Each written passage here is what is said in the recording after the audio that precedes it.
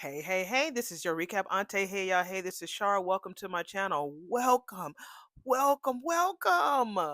Hello, everybody. Hello. How y'all doing? Huh? You say what? Oh, okay, okay, good, good, good, good, good. I'm doing good. Thank you so much for asking. I really appreciate it. I always want to make sure y'all are okay, all right? Because when y'all are okay, I'm good. Whew. I had a dentist appointment today, so if I sound funny or sound like Aretha Franklin when I'm talking, you know how she used to sound. Like she's had some tobacco in her mouth. That's why I might sound funny today, baby, because ooh, that girl with that hook all in my mouth, and I have some wisdom teeth that I've been so stubborn, y'all. Because I'm an actress, y'all know that, and I talk. I don't talk a lot when at my job, but whenever my doctors told me in the past, like, girl, you need to get them wisdom teeth pulled, and they're not hurting, but they back there, baby. And she told me today, like, Miss Shar, you need to deal with them wisdom teeth, and they all two at the top and two at the bottom. So sometime this year, I'm gonna try to see if what I can do about getting them taken out. But is that some type of shakedown, y'all? What I mean is, if they're not bothering me right now, why is it such a issue with me keeping them in there? And it ain't it gonna make your teeth shift a little bit? I know you was like, Char, why you just at the dentist? Why you was there? I don't know. She was just all damn in my gums, and they just hurting so bad, my mouth. But we gonna push through because what we do, we show up every day. We might skip a day, but if we do catch up, right? Ooh, but my mouth is sore, but I'm still here because I love y'all. Second of all, thank you to Miss Elizabeth Lassiter. That baby gave me a huge super thanks that I was not expecting. She gave Auntie some coins, and they know that they the ones that what they say is the one that folds, not the ones that make noise. She gave me the money that folds, and I thank you so much, Elizabeth. I know you say you're gonna be staying away for a little bit, but you just dropped something in my offering bucket, and I really do appreciate that. Thank y'all so much, and even those of you all who your time is money as well. But if you want to do a little extra for Auntie for this sore damn mouth, I'll take that too. Ooh, my mouth is sore. But we are here to do a full recap of episode number 18 of Beyond the Gate season 2. And they got so much happening, y'all. They have a crossover with is it Victor Newman? He's coming over sometime next year. Next year, honey. This year, 2026. Him and Vernon are gonna cross paths when it's time for uh Martin to do his campaign stuff. So yeah, they're gonna do some crossover from Young and the Restless and Beyond the Gates. So people who fell off, they fell off way too soon, honey, because season 2 is gonna be big. And then there's this other lady who's coming. She's the head. She's gonna be like the hospital head. So she's gonna have about like 20 solid episodes, and it's gonna be some tug of war, some fighting, and some secrets and stuff that's gonna be revealed. I think that she's going to be coming around, May or something. Like, I don't know. If I find the article, I will put them in my post. I will make sure I put it on my wall so y'all can keep an eye out on it. But yeah, Beyond the Gates is doing some big shit, y'all. They really is. And I'm so proud of them. So, but we hanging in there. Like I said, people have been falling off because again, this is a daily grind. But you do what you got to do, baby. They'll do the other shows because you can do a weekly recap, or those particular shows will do like once a week, whether it's a reality show or a series drama.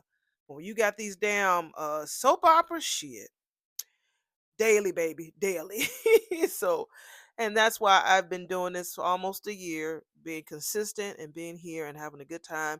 And I see some of y'all are looking at my old videos. Some of y'all, and I love that. I'm glad that I can take you on a journey, and because sometimes they'll delete that shit, but you can always come here and find those episodes through me, of course. All right. Let me just go ahead and push this damn thing. Not a lot of pictures again today, y'all. We'll give y'all about good 5 or 6 of them, and because again my mouth is sore, and so I want to go ahead and maybe get some rest as soon as possible. Take a little aspirin or something, and then chill for the rest of the night. So let me go ahead and get this party started in 5, 4, 3, 2, and 1. All right, well, we are at the red door, and we see Martin all dressed up, baby, in his suit and his American flag lapel pin. Anyway, Smitty's coming in yawning, baby. You know.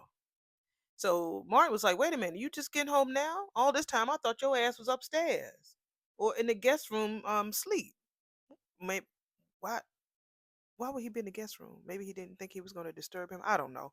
But yeah, he thought that Smitty was home, but Smitty coming in there yawning, baby. Smitty was like, I told your ass I was going to be working late. Martin was like, late is one thing, baby, but all night? Smitty was like, you don't have to worry. He adjusting himself on the couch. I wasn't out there alone. Where were you, Smitty? Where were you? So Martin is looking at him like, what the fuck? So we're at Orphy Jeans, and so we see Jacob coming over there yawning. And so June is handing him a cup of coffee. He just yawning. She looking at him like, what's wrong with you? Uh-oh, she says, I better get a bigger cup. I'm telling you, this mouth is had a cleaning, but God almighty, she was rough on my gums. Jesus. He said, yeah, I pulled an all-nighter. I pulled a few of those, she says, but not cause I was protecting the streets. Mm-mm. More like protecting my stuff. Glad guys like you are out there doing the good work. Amen to that. This is Naomi coming in, smiling, looking all glowy and everything. So, hey June, how are you? Hey girl, I'm good. I'll get you a cup of coffee too. Thank you, June. So June goes and get her some coffee. I know you can't share with me any details, baby, on the case that you're working on. That's what she tells Jacob. That's right. I can't. But I promise, baby, I'm being very careful. And I meant that. She's like, okay. Well, what's on your schedule for the rest of the day? Okay, now we're going to focus on this damn menu behind Naomi's head. We're going, what's that? Gravy? Fried rice? Wow. Chap, we're going to have to focus. I got on glasses and they focusing more on Naomi than that menu. But we're going to look at that menu before the end of this episode. Okay, I see a steak with mushroom gravy, fried rice, pork loin. Pork lo- pork loin, whatever that top damn thing is. Y'all bought that damn pork loin back, y'all. Y'all full of shit. So he says, well, I gotta meet with Pops and brief him a little bit on the case and hopefully some damn shut eye after that. How about you? Well, I'm headed to the hospital to do research on preventative cancer treatments, she said. Why? You tested negative for the variant, baby. Okay, we have Vernon. We are at the palace, and Vernon is looking on his tablet at something called the Black Breast Cancer Hub, and it's an article done by James White. James, you on here writing article? And the title of the article is "Living with Breast Cancer: The Highs, Lows, and Low Lows." So yeah, Vernon is locked in. Bless his heart. Bless his heart. Baby, this damn diva comes in this damn living room with this double off the shoulder damn moo moo.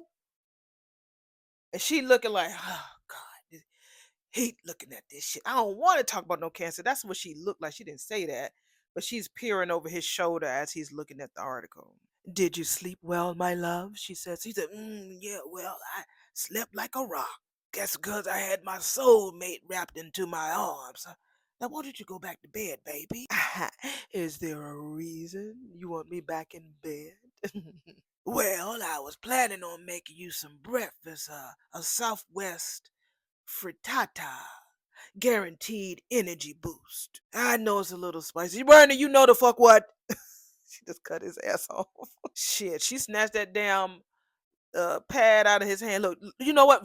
Look, just forget it. Forget it, baby. I thought you wanted to go up there and do some smooching and rubbing and hunching. I mean, look, why don't you just go someplace else, okay? Right the fuck now, all right? Now, then we got the ow, bop.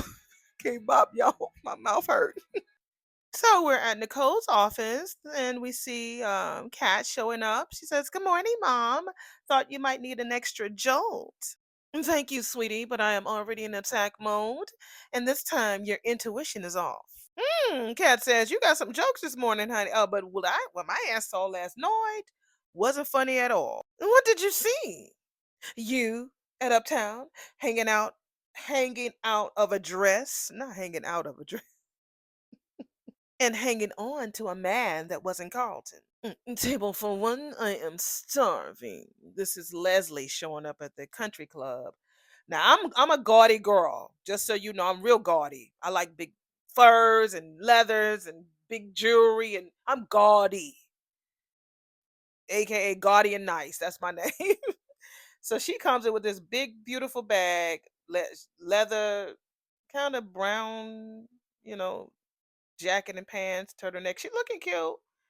Who you there to meet with, Leslie, this morning? So he says, absolutely, let me get that set for you. This is what the waiter says. She says, thank you. And so said, Ted is there. Oh, he says, yes, that's correct. Roses. So he says 3 dozen in total because he's in the lobby area and Leslie can overhear him talking. He says 2 dozen to the first address and the remainder to the second. And she's listening. And could you please read back the message card on the first order? And she go listening, moving in closer because he's on the phone talking to the floral people. So they read it to him. He was like, could you please change the last line to, it's beautiful to know that surprise is still possible. And she's standing there thinking it's about her. Ted ain't thinking about your head. He was like, okay, thank you, thank you. She just smiling, thinking that shit is for her. So he turned around and he says, Dana, very impressive, being 2 weeks ahead of schedule. You know, she's talking about Valentine's Day. He was like, honey, I don't know what the fuck you're talking about. Valentine's Day? You got those roses on lock. I love that you are making sure that Eva and I feel like queens. Oh, do remember when you sent me a dozen roses for the first time, and he just sitting looking at her like, bitch, this is not about you. It was right after we made love. So that's his MO. After he makes love, he sends roses. Ah, Ted. So that's why you were sending Nicole those little flowers instead of sending her roses. Did he ever send her roses? Have we ever seen him send roses, or was it more of her other flower, like the African somethings or the Hawaiian somethings? So, but whenever he finished, he fuck you. That's when he sends the roses. She's like, oh, I couldn't believe how vibrant and how luscious those roses were. Dana, I'm sorry, honey, but the roses ain't for Eva, and they sure as hell ain't for you. Oh, they're for Shanice, he says. Oh, so you are sleeping with Nurse Nosy. Our relationship is gone to the next level, which you shouldn't be telling her shit, because it's none of her fucking business, Ted. Y'all know that lady is obsessed over your ass, and y'all keep putting these mice and setting these traps for these innocent fucking women. Y'all know how crazy her ass is. Why the fuck did you feel like you needed to tell her? Damn, my mouth is hurting me. Damn. Y'all so dumb. He's so stupid. I guess Miss Niecy's bedside manner must be out of sight for all for her to get all of that. Out of sight, baby. I ain't heard out of I ain't heard out of sight since damn. I need to start bringing that back, baby. Out of sight.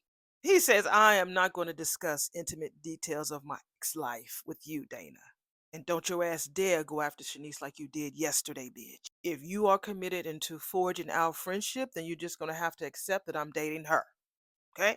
Well, I'm happy for you, my friend, that you found someone who brings out the romantic in you. Didn't you just tell him the other day that you found something too, girl? I'm sure, he says, you'll find someone who makes you feel special. She already did, Ted. Don't let that little reindeer game speech pull on the heartstring, honey. Oh, honey, please. Don't worry about little old me. I got that on lock. You see, I have to rent out a suite for all the flowers that man sends me. Mm. Ted said, ooh, my mouth. Ted said, he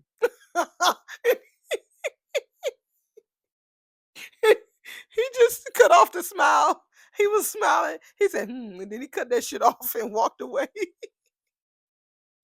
Oh, my mouth. Now she has a little vulnerable side because she's looking at him like she really wanted to say something, but she couldn't because he already left. So the waiter says, I have that table set and ready for you, ma'am. Cancel that table. I have a certain urge for a dish best served hot. Every time somebody tell her don't take her ass to that hospital, she goes right on over there. Y'all just tell her to just tell her to go head on to the hospital. Maybe she can do the opposite because she's such a disobedient. Hello, Shanice. What is new in your world? This is Honey, the Nikki changer, baby. Carlton coming up to the nurses station. I'm sorry, we have the hospital. This is Carlton, and we see Shanice with her little tendrils in the front, and he is being gentlemanly with her. What's going on, Carlton? We ain't seen you since the fireplace, baby. She's like, where should I start? He said, well, yeah, so it looks like you and Ted were in the groove at the club the other night. Yeah, we finally hit that place where it's just deep and easy. Well, I couldn't help but notice that you and Nicole didn't stay there too long either. Was there something wrong with the food? She says. No, no. We skipped dinner and decided to have dessert. Didn't you now? Shani says. Fantastic. He says, well, did you and Ted have dessert? Why is people around here talking about that sex life? Are we close like that? Like that? I mean, I did mention. Well, don't look at the live. God dog it. Why is everybody around here talking about what's going on in the bed? We did. Shani said. He says, sounds like we're satisfied all around. Some of us are very satisfied. She says that to Carlton. So we had Nicole's off, and she tells Kat, "Girl, I didn't see you at Uptown, girl. I told y'all she didn't see them. Maybe you were so laser focused, Mom, on sexy doctor of the traveling pants." Let me tell you, that damn cat be reading everybody, girl, with them flip curls and that headband. I swear. Don't be rude. I checked out his social. Social media isn't the only way to get to know someone, girl. Maybe, but you completely switched up your look for his hotness. Tomas and I had front row seats, baby, to the launch. Tell me, Mom, what would you call that dress? Freakum, honey, freakum. And none of y'all ladies out there didn't tell me if y'all had a freakum dress. Now I know y'all got a freakum dress. Everybody do. Even us in our 60s and 70s and definitely in our 50s. Y'all got a freakum dress. You got a freakum dress. I want you to say me, me, me. Say it 3 times, baby. So everybody can hear from the front row, middle row, and the people all the way in the fucking back. Oh my God. I mean, what's her name? Kat says she should name the dress Ho Chic. Dr. Dupree, tell us. Who were you barely wearing? She was covered up, girl. She just had her shoulders and her midriff out, girl. Why are you grilling me about changing my hair and wearing a nice dress? Why can I mix things up? Tad looks like a completely different person since our marriage blew up. Because he is, girl. Boom, boom, boom. He's a completely different person. I can tell. This guy's name is Keith. The last one back in May was Maurice. Girl, yes, he's a totally different person. I thought you were a Carlton, Mom. Well, maybe new fits aren't the only thing I'm trying on, girl. Yeah, girl. You could try him on all day. Mom, I do not need to know about your sex life, okay?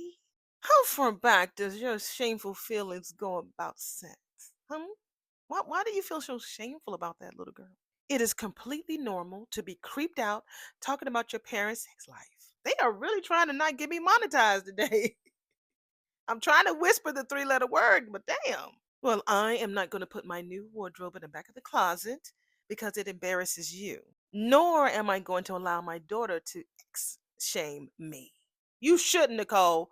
Girl, if you want to wear your Titans and your midriff and your mini skirts, girl, do that. You grown as hell. And you rich.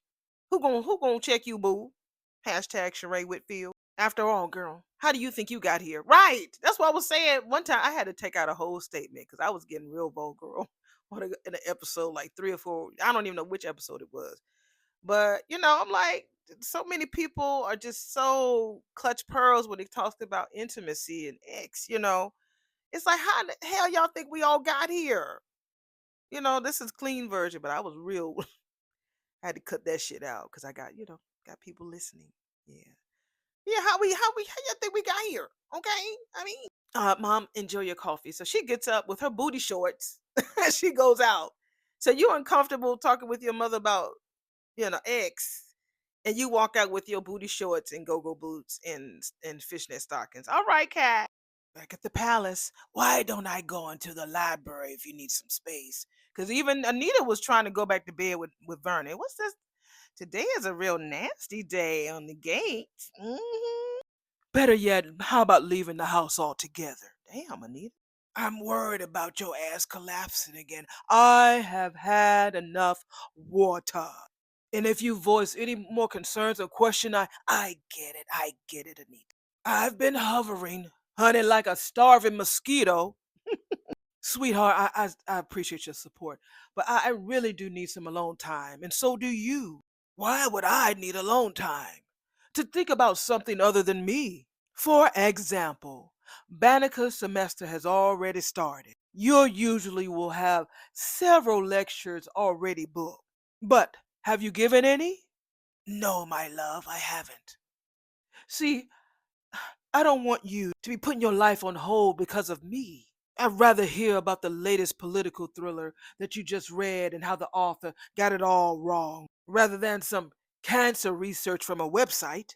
All I'm saying is, I just want to forget about cancer for a few hours, if possible. Well, you do know I'll do anything for you, including leave your side, he said. Thank you, he says, temporarily, and give her a little kissy. They have this Swiffer commercial, a Swiffer duster kit that comes on, and the guy who does it, he's a YouTuber. It is so dope to see another YouTuber on an actual commercial. One night I needed a laugh, and when I tell y'all, I laughed my ass off. I could not. And he don't do nothing. He does a lot of lip syncing of like church services or different things like that. When I tell you that boy had me screaming, I cannot think of his name. But if you've seen those Swiffer Duster kit, let me see if I can find him. He is so effing funny. And but he get it's his facial expressions, it's how he knows how to deliver without saying a lot. It's just so funny. For him to get a Swiffer commercial gig, that gives me so much damn hope. His name is Jonathan Bino. B like in baby, Ynoe. Jonathan Bino. And he has over 1 million subscribers. And when I tell you that baby, his expressions, how he lands all of the damn lip syncing, whether it's like a song from a movie or something from church. When I tell you he is amazing. He is so dope. He's been on YouTube for, I mean, how long that baby been on here? Since 2012. So he's been on here for quite a long time. Yeah, Jonathan Bino. I'm sure a lot of y'all follow him already. But if you just need some joy, you just need another little kiki without hearing my big ass mouth, then go to Jonathan Bino. And if you will get a laugh. One night in September, that was like right after my mom's birthday, and it was right, all of that. And I just sat there and and I'm not a shorts watcher, but I watched that baby shorts. I was in tears with laughter watching his stuff. So I do understand how important it is for us to show up for people because we don't know what people are going through. He is hilarious. So yeah, that was it. I had to search him out and let y'all go over there. If you never heard of him before, go to Jonathan Bino, Bynoe, and I promise you will find a video to make your day. All right, back to the show. Honey, we are back at the red door. So Martin goes and get his husband a cup of coffee, and Martin asks his husband point blank, "Who are you out with all damn night?" Smitty says, "I'm working with someone on the story that I'm chasing." I mean, I understand journalistic integrity, but does this story involve anybody that I work with, like on Capitol Hill or in my district? He says, because if that shit do, it could affect my campaign, and I need to give Sean the damn heads up. Smitty was like, "Look, I'm just speculating, but if everything lines up the way I think it should, then this should definitely could end up benefiting your campaign." So Mark was like, "How?" "Oh, never mind. I ain't gonna dig. You're real damn good at your job. I ain't trying to do no shit to fuck that up." "Thank you, husband," Smitty says, "because this story really does deserve to see the light of day." And Martin just tell him, "Please just promise me that you'll be safe." "I promise you that I won't take any unnecessary risks," Smitty says, and Martin was like, "That ain't the damn same." Mm-mm. All right, we back at Orphe Jeans. I got a better look at that damn menu. All right. So it says pork loin and red potatoes for $13.99. Then we got steak and mushroom gravy for $15.99. Then we got some fried rice for $6. Okay, what's on below that fried rice, right? So Jacob gets a text from his pappy saying, Pops is around the corner. Come on, Elon. I can't wait to see him come in here. And Naomi was like, oh, okay, well then I'll head out and let you men get down to business. Wait, you never told me what you was doing research for. It's not important right now. I don't want to be the thing that takes your head out of this gig, babe. Come on, it's cool, girl. Just talk to me. Well, I'm gathering information for my mom. So that she makes sure that she makes an informed decision about her options. Danny is so lucky to have a daughter who's always thinking about what's best for her. No, Naomi is always thinking about what's best for her, not her mammy, her. It's what families do, right? And she scoots out of the little booth they sitting in. He's like, "That's right, bye, baby, bye."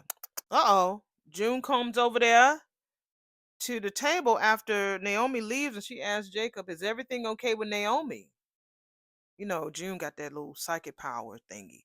Y'all should look her up on TikTok and on Instagram. She's like a triple threat. The girl can dance, she can sing, she can act, and she's so fucking serious about her craft. I mean, she's like, I am the character. I owe that character. I mean, she says, I am the gift. One day I just listened to her. I just listened to her. I'm like, oh my God, you got me thinking about my gift even more, just to a higher level. That doesn't mean you need to be very damn arrogant, but you're just confident. I'm the gift, baby. And I have to make sure that I take that top off so I can bring that gift to the world as the writer and the director wants me to present that gift. And I can add something to. She just taught me just in that little 60-second damn clip. Yeah, why do you ask? Jacob says. She's like, I don't know. She's usually pretty talkative with me, social, but today she wasn't. Don't take it personally. She got a lot on her mind. So, yeah, Elon shows up, hey, baby, and she's like, coffee? Yeah, coffee, fine man. So Elon sits down, asks him, how did everything go last night? Went good. Got some intel from my source. So he had made some contact with a point person, the courier of the person that be carrying the blood plasma stuff. And we find out that his name is Ren, Ren, Ren. So Elon was like, you ain't got no street name or nothing like that? Jacob was like, what you know? I got a tip that there's somebody out there named the Impaler is running this shit. You didn't read me in? Look, Elon was like, I'm just trying to verify. And look, when you get some info on that, look, don't flinch or hesitate or act like you're just meeting a suspect, all right? You got it now. Breaking character, even slightly, could be fatal. Okay, okay. Elon was like, maybe I should pull your ass out now. Wait a minute, Pops. When I just barely got started?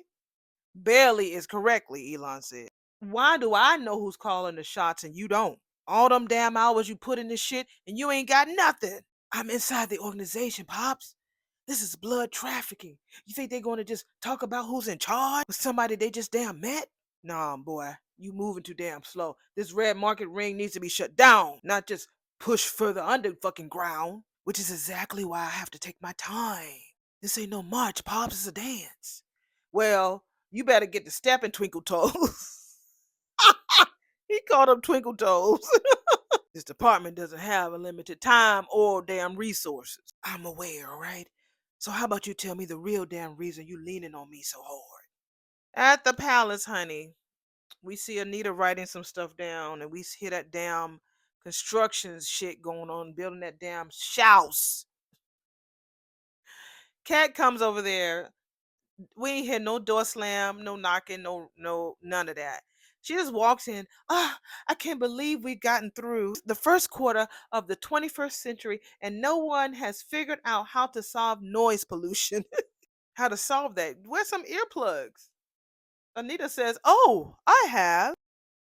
So what happened?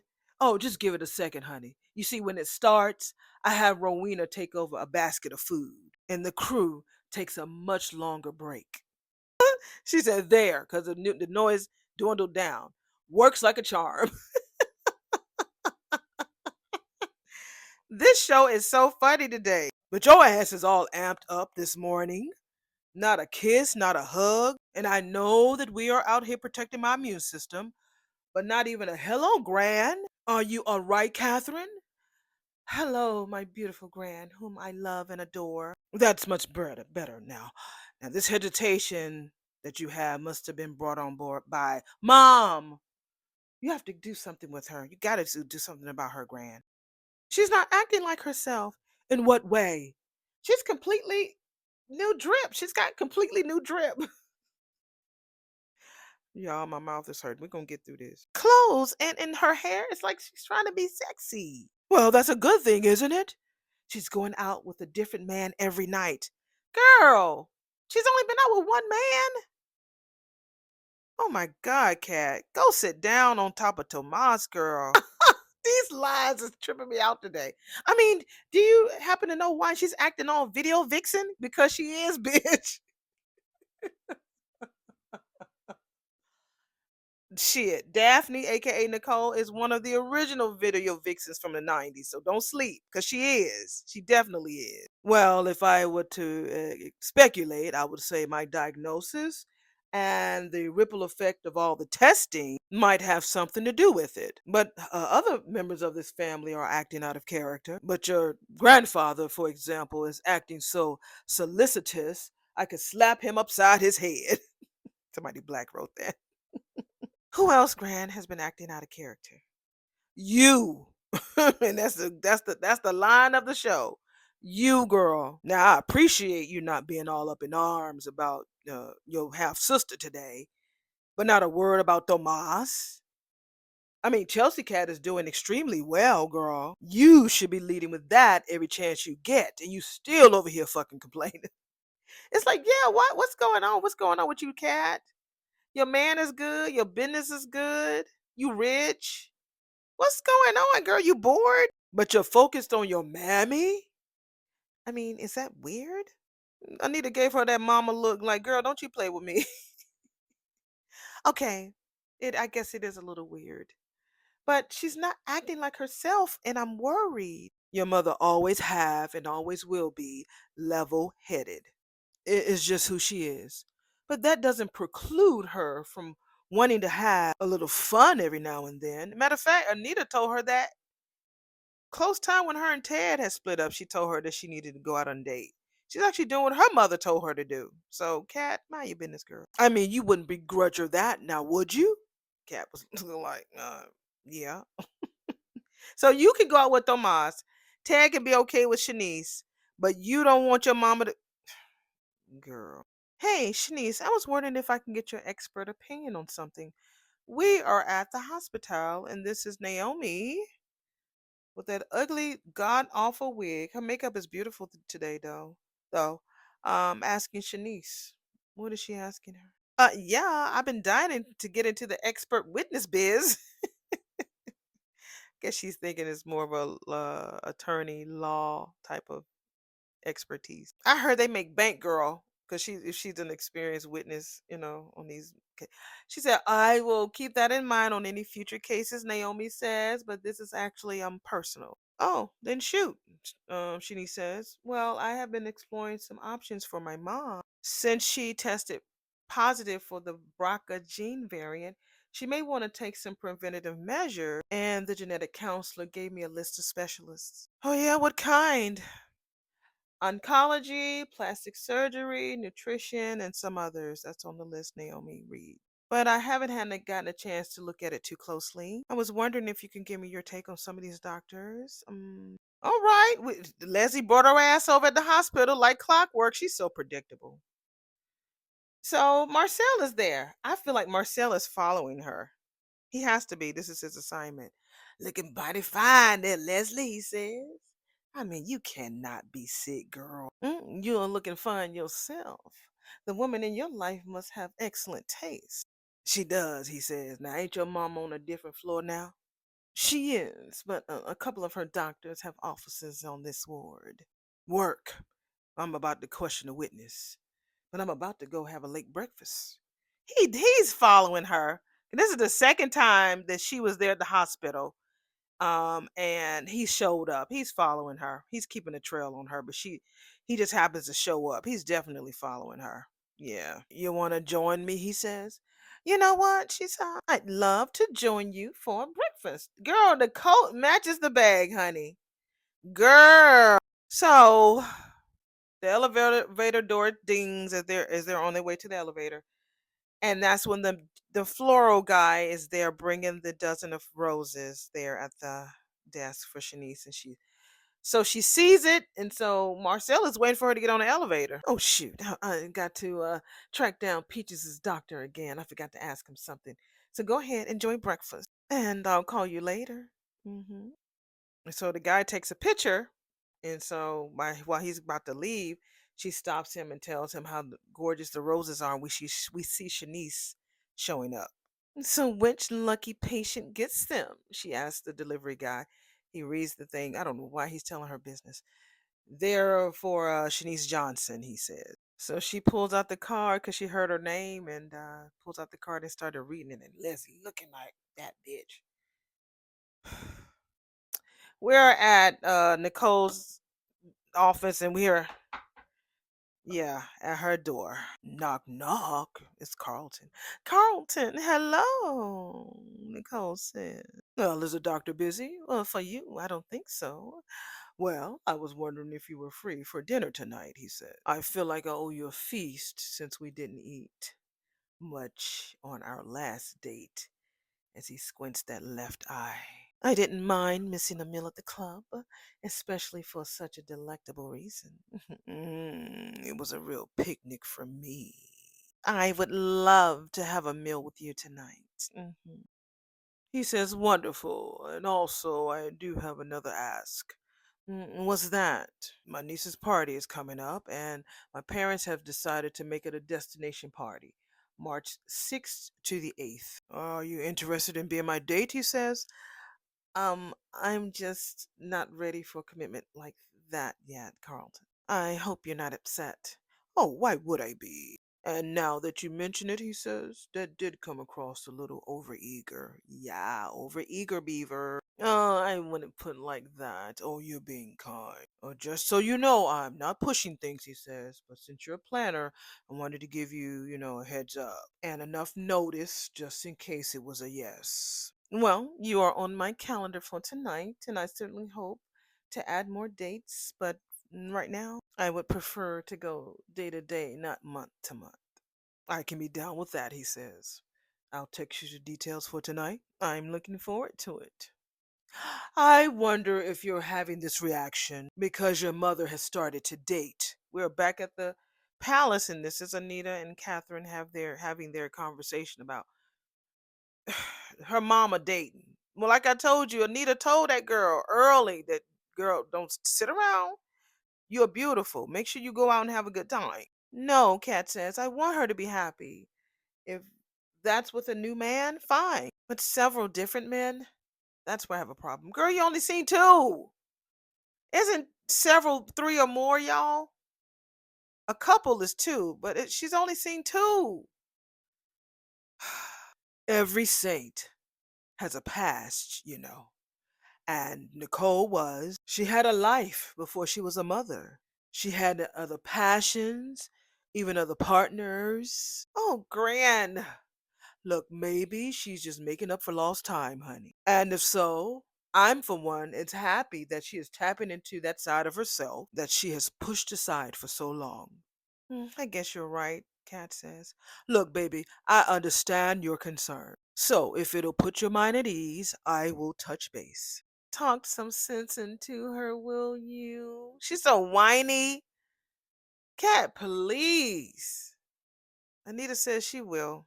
So she thanks her grand, blows her a kiss, and leaves. Ciao. So Anita picks up the phone and calls Nicole. Hi, darling. I'm fine. I need to have a serious discussion with you. So we're back at the red door. This conversation, I'm not too sure what's going on with this, but Smitty wants to gloss over the fact that he found the right man, built the right family at the right time. He's not going to do anything to jeopardize that. You never do. Neither does Martin. We'll see what they're talking about. If not, we'll go to the next scene. So Martin gets a text from Vernon to meet with him to talk about the campaign. He gives Smitty a kiss and leaves. Smitty looks into his bag, Smitty wiped his mouth a little bit right right after he gave Martin a kiss. He give you a wet kiss, Smitty. Because Martin was gonna stay there and smooge and be a little dirty and nasty. Smitty was like, "I would love to, baby, but I'm wiped. Go on over there with your grandfather." So he act like he was so tired, but as soon as Martin leaves, he gets up and starts doing some more writing in his little notepad. So we're gonna see what Martin and Vernon is talking about because they meet at the country club, and he got some ideas about his campaign. Vernon said, "Just make sure I'm not being too eager beaver. Another again, never." So he has some ideas, and they're gonna maybe try to do a door to door thing. Anyway, Barton and Vernon are sitting there, and so he has some ideas, and so Mark was like, "Wait a minute, your mouth is saying something, but I'm feeling something different from your energy." So Martin remembers a time when Vernon had gave this speech, but you could tell there was something different, and then afterwards he said, "Granddaddy, something's different about you." He was like, "Look, the reason why I'm feeling like this is like, I'm ready to go see my baby. She's home, and I want to do this speech, but I'm ready to go see my girl." So he's like, and I'm feeling that same way, Granddad. So what's going on? If grandma's treatment is taking you through hell, lay it on me. So Fernanda says, "Well, she kicked me out the house." So cute. Leslie is so petty. I remember the day that Ted bought me roses. We're back at the hospital because Shanice is minding her own fucking business, smelling the roses, and enjoying her moment. And she leaning over the counter. She missing a whole free breakfast to find out more about what Ted is doing with this girl. She's so petty. That date is etched in my mind after all these years because it was the day after we. Oh my goodness.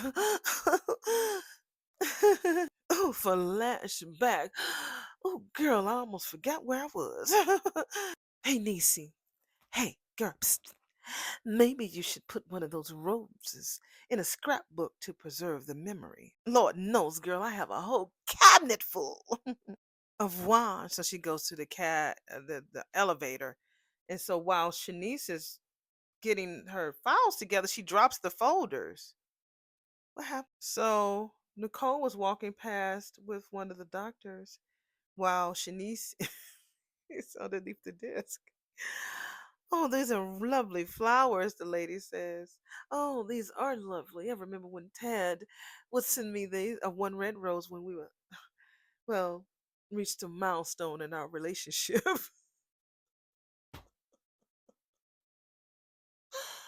Oh, man, Ted. That's what I just said. I said, "Ted, so that's what you do after you bust. Then you send a rose." You send roses? Because I don't remember him sending Nicole roses. He sends her flowers, but I've never seen him send roses. Y'all let me know, especially Krista Waters. She will pull out the episode. So y'all let me know in the comments below. Did Theodore, since we've been watching this, has he sent her roses, or has just been just basic flowers? Whoever received these must be really very special to the sender. Nicole is talking to the doctor, although Shanice is still underneath the desk trying to pick up the files and paperwork. She looking like, "Damn, I thought my Kit Kat was special." Because he did it with Leslie. He did it with Nicole. Now he's doing it. Ted, man, your MO, you weak, bro. You gotta change your game. When you got three women that's that close in proximity, you gotta be able to. Didn't that, send child? You trash, Ted. You trash. We're back at Orphe Jeans with that old pork loin that's back. Son, detective, Elon says. Your ass is way too cocky for a detective working his first undercover case. I'm not cocky, I'm confident. Look, I put in the work. I spent years in the department helping the U.S. Attorney's Office put away plenty of criminals. Cops, detectives, lawyers, they all respect my ass. They say I play it straight. Elon says, yeah, you were a real damn good beat cop. But having success on the fucking streets doesn't automatically make you a great detective. When you ain't got nothing else to prove to me or anyone else, that's when your ass will be great. Damn. That's a line for that ass. Woo! Ah, well, it isn't. If it isn't my favorite customer, this is June, and this is where we see Ted come into Orphe Jeans. And so Ted tells her, because again, that was her favorite one, baby. They just let that little chemistry fizzle out real quick. Anyway, he says, "Oh, you probably say that to all the fellas. Only the nice ones." June says, "Let me guess, peach cobbler to go." "You know me too well," Ted says. "Mm-hmm, mm-hmm." Kat makes her way over to Orphe Jeans. Is she following everybody? "Oh, sweetheart," Ted says. "Thank you so much for keeping Shanice company while I had to leave." "No worries. I like Shanice. She has really good energy." "I agree," he says. "And bonus, she ain't no damn Leslie." "Right. I'm looking forward to getting to know her better," Ted says. That makes me happy. Although I wish you felt that same way about, and I don't see what the next line is. I'm sure he's going to say about her sister. He says, "All the women in my life." I don't know if you want her to feel that way about Leslie, but whatever. "Really, Dad? Are you really going to ruin this moment about Eva?" "No. Mm-mm. I don't want to argue," he says. So June brings him his peach cobbler. It looks like he gave her like $30 for a slice of peach cobbler.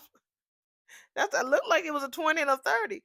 He told her to keep the change, and June was like, "It's some good. Okay, all right." So he gives Cat a kiss, and then he leaves. So June tells Kat she can sit anywhere she likes. So as she looking around Orphe Jeans for a place to sit, she see that Jacob and his father are sitting there. She's like, mm. So she goes to one of the corner booths where Haley normally goes sit. And June comes over there and asks her, is she ready to order? I'm like, damn, June, the girl just took off her coat. She didn't even get a chance to look through the menu yet, girl. Y'all be switching it off all the time, but maybe Kat already knows what she wants. Kat was like, "Honey, is there a time machine on the menu? Because I would love to flip the switch and stop my family from letting the cuckoo out of the clock." What that mean, girl? You want to talk about it, June? Not Eva, Kat. Oh God, I don't want to do that. Kat is like, "My dad keeps pushing his devil spawn on me, even though he knows I don't want her ass in my business, and certainly not using my family's medical crisis as a way in. And on top of that, I don't like how my mama is parading around the DMV in her bad girl couture with a different man every night."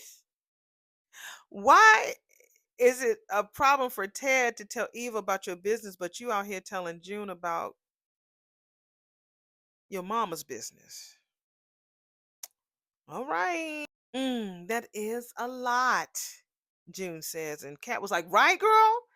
"Yeah," June says, "a lot of eyes." "Maybe the damn problem is you," June says, and she walks away. "How could I not have a lot to prove because I had to beg your ass to go undercover on the case that I brought to you?" This is Jacob going back and forth with his pappy. "You know what? I'm starting to think Isaiah's right. You'll never prove you'll never approve of anything your sons do.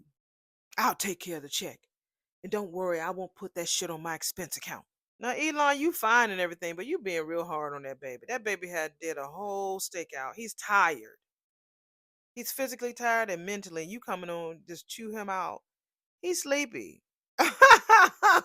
So Marcel get in, comes in there, making his way over to Elon's booth. So he's about, "You stake Dracula yet?" He says that to Jacob. Jacob was like, "Yo, you deposited a payoff today?" Both of y'all is trash. Both, both, both. So Marcel sits down and is like, "Why is Hot Shot Hawthorne so twisted? Why he got his panties in a bunch? His red market steen ain't going so well, Chief." Elon was like, "I'm reconsidering my decision to assign my son to this case." Elon says, "I got a tip that a cat by the name of the Impaler is heading up this whole operation." Marcel was like, "Wait a minute, you got the tip and not Jacob?" Marcel just, yeah, Elon just shook his head. Like, man, no wonder he's so wound up. What else have you heard? That this guy, so, Marcel asked him, "What else have you heard?" That this guy has a reputation of striking first and thinking last. Damn. So Elon was like, "Damn, fuck, I wish you would have taken the lead on this fucking case." So Marcel was like, "Well, if it makes you feel any better, word around the station is Jacob is definitely up for the challenge." Wow. So Marcel was like, "I'll do you a solid if it's okay with the kid." And Elon was like, "Yeah, do some investigating and push this thing along as quickly as possible." And so, damn, Marcel was like, and blowing the risk. I mean, and running the risk of him blowing his cover. Nah, I ain't doing that shit. Elon was like, well, then what are you offering then? He just says he'll keep his ears open. If he hears anything about this red market or this impaler person, he'll pass it on to Jacob. So they kind of had some small talk about him retiring soon. He ain't gonna be around for the young guns. He was like, "Yeah, if Joy's willing, I'll be out of here as soon as possible, on top of Sheila." Yeah. Sorry, I had to drop a truth bond and dip, girl. This is June over at the other booth with Cat telling that to Cat, and Cat was like, did you happen to hear?" Cat said, "what those cops were talking about?" "Who cares, girl? They're cops. I want to tell you a story about family." June says, "I don't give a fuck." That's what's wrong with Cat. Cat is bored. She's bored. Tomas is elevating. Mama is moving on. Daddy is moving on. She doesn't have the BRCA variant. She's bored. Chelsea is getting into it with Madison. Cat has nothing to do. She has nothing to do and she's bored as fuck. That's her problem. She's ready to get her hands dirty. That's what that's about. Okay, June, tell us about Family Girl. Is that okay? Sure, Kat says. Your parents are going to always be in your business and trying to tell you to do things that you don't want to do. Suck it up, move on, because you never know when the big man is dialing, honey, their numbers. She talking about who's the big man? Now, sisters is a whole nother category all to themselves. Maybe she's talking about God. He dialed that number and they answer that call, baby. They going up to glory. Hallelujah. My sister Regina abandoned me. Resent me something awful for abandoning my kid. We didn't talk or see each other for years. But when we reconnected and she eventually said that I did the right thing, it was like a weight was lifted off my heart. Push come to shove, Regina will be there for me and I will be there for her too. Now I know that you hated that your sister's trying to be a part of your life, but there may come a day, honey, where you may need her. Don't you slam that door so hard that you can't open it again. The biscuits are on me today. And when I tell you that bitch got a plate full of biscuits, it's four of them. I can barely eat one. How is Cat going to eat four biscuits? So Cat looks shooketh. Her lipstick was all over the place. But she looked shooketh really bad. She was like, okay, that hit a little different.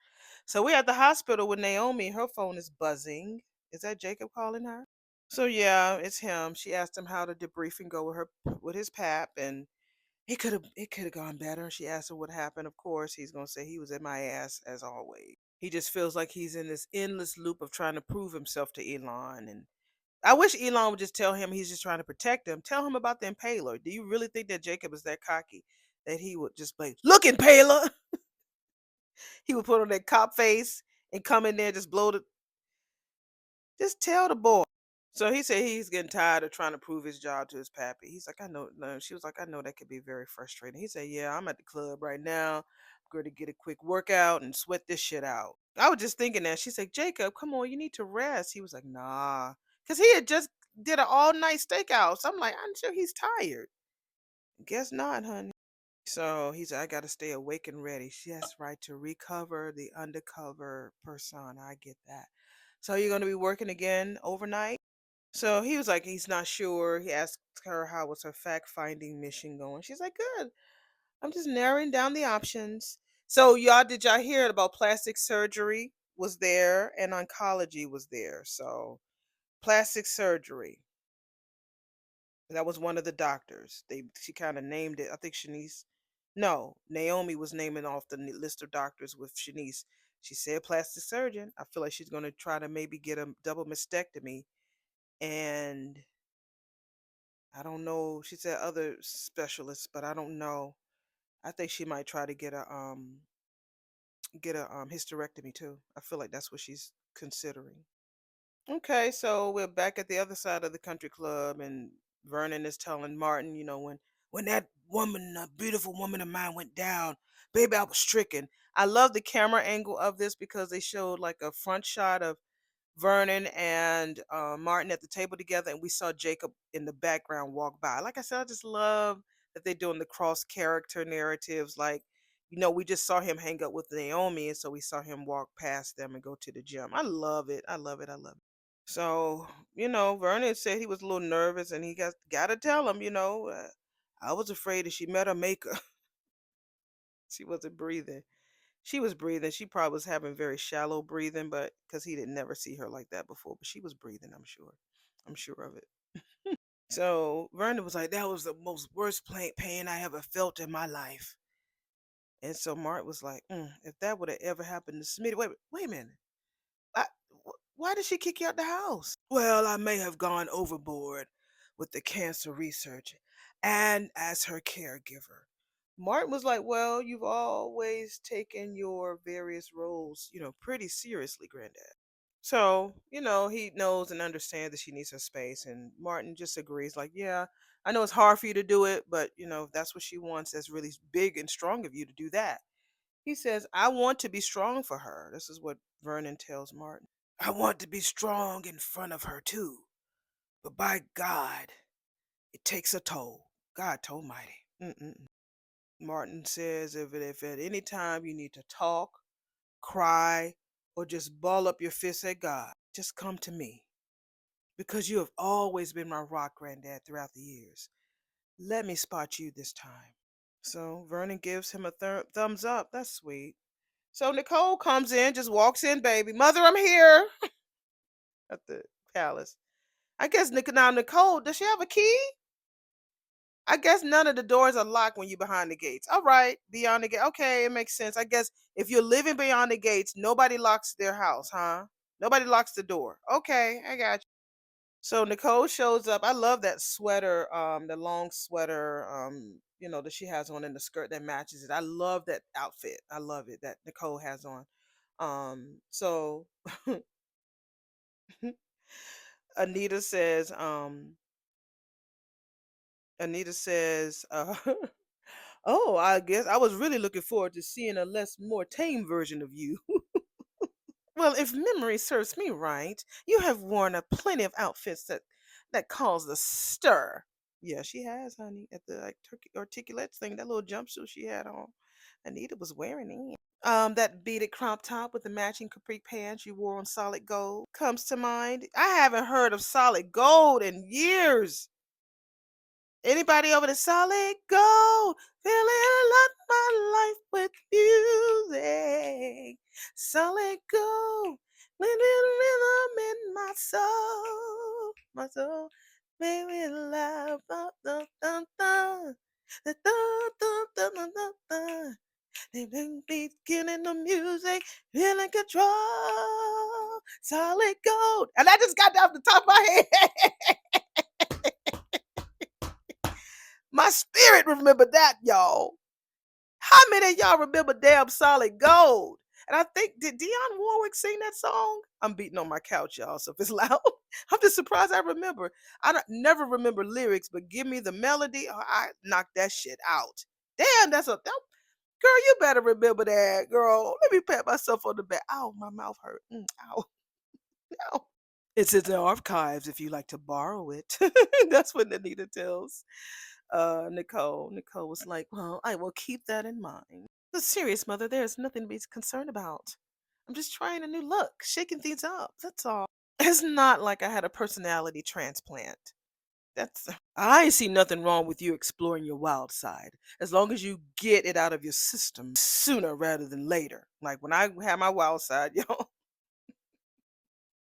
my mom was worried about me. She's like, "Girl, we was praying for you." Yeah, she was concerned about me. She definitely she was worried. I was on other continents and shit.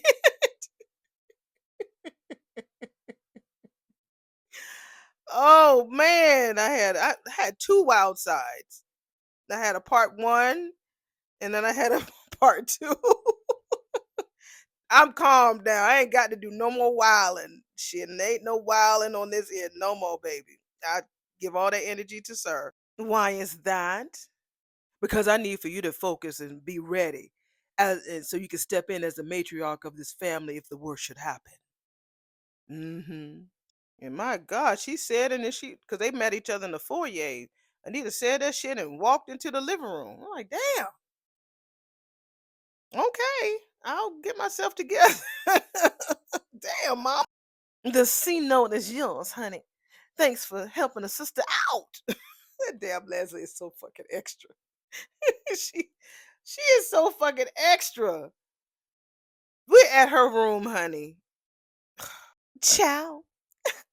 Her jacket and her purse matching. Now I ain't gonna lie, I like that shit. It's gaudy and ugly too, but I like it.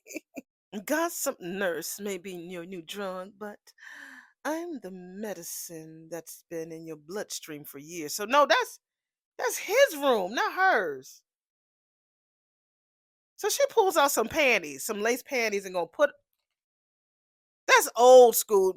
I heard plenty of people who said that girls would leave their panties in the car, especially if a guy was picking them up and using their old lady's car, their other lady's car, they would leave the panties in there or use condom or something. That's old school, girl. Why are you in his room? So I guess one of the Bell people let her in his room. God almighty. So she shoved those stinky panties behind one of the pillows in the couch. Voila. Stupid. Well, you know what they say about adding a new medication to your routine. Who you talking to, girl? If you find yourself having unpleasant symptoms, stop taking it. And when you come back to meet Teddy Pooh, all Nurse Nisi will have is dead roses. Y'all told me about that time when she put her hands all over Marcel's gun. Yeah, smart move, Marcel. So we are at the nurse's station, and Ted gently sits the bag of Orphe jeans on the counter beside Shanice. She says, "Peach cobbler." He says, "Our favorite."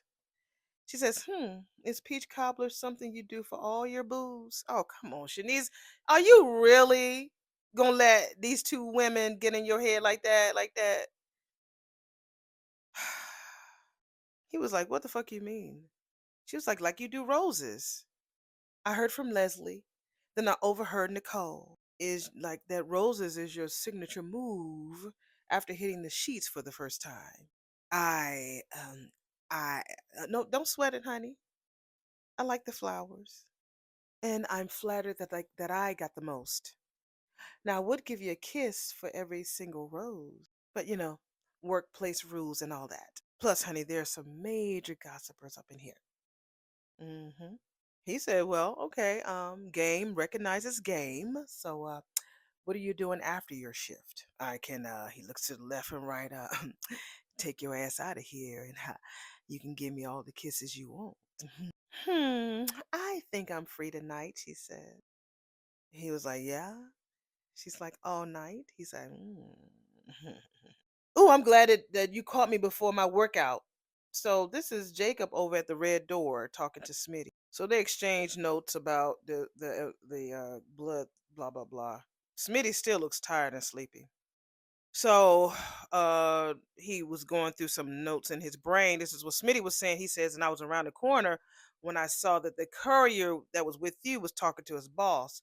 And he overheard them talking, and it was something that the boss had said." He said, "Wait, wait, wait, wait, wait, wait, wait, what? Wait, I'm sorry. Wait, wait, wait, wait, what?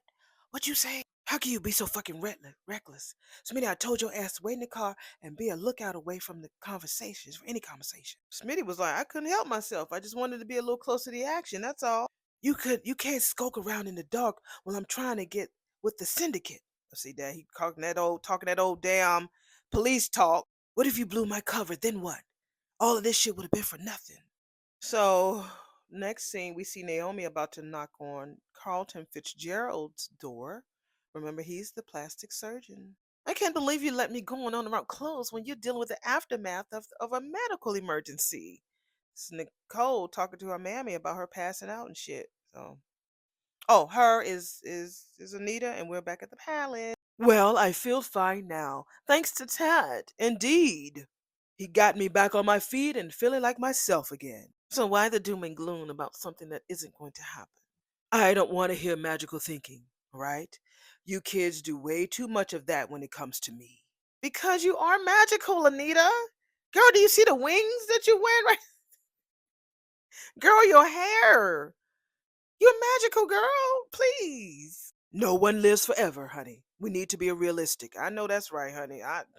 The new normal, baby. That's why I send your daddy away from the house for a while. I can't make plans for the family's future without upsetting him. I am putting together a binder with all of the information so it'll be an easy transition, which I think is the most smartest thing that she can do. I want to leave you something that you can hold on to in your hand. My own words, written in my own handwriting. Oh my God, that is so incredibly thoughtful. So you'll do what's necessary? Yes, but only if it becomes necessary. We're not there yet, and we may not be. You have made me so very, very proud. I wish I could hug you. Anita said, fuck this. Hug me, child. Oh. And that is the end of episode number 18 of Beyond the Gates, which was a very great episode. I'm really pleased. I'm really, really pleased.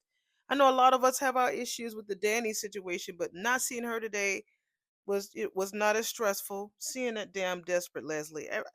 Like I said, I was starting to like how they gave her the boss bitch energy vibe. But her putting panties, girl, that's so immature. That's old school. Girl, you in your 50s, late 40s, real life mid 50s like me, and you putting panties. You broke into his room, putting panties in there because she could see that she's in Shanice's head. Shanice, don't let that bitch see you sweat. You know better, Shanice. Shit. So mad about that. Let me go rest my mouth. And I will see y'all and talk to y'all in the next video. Bye.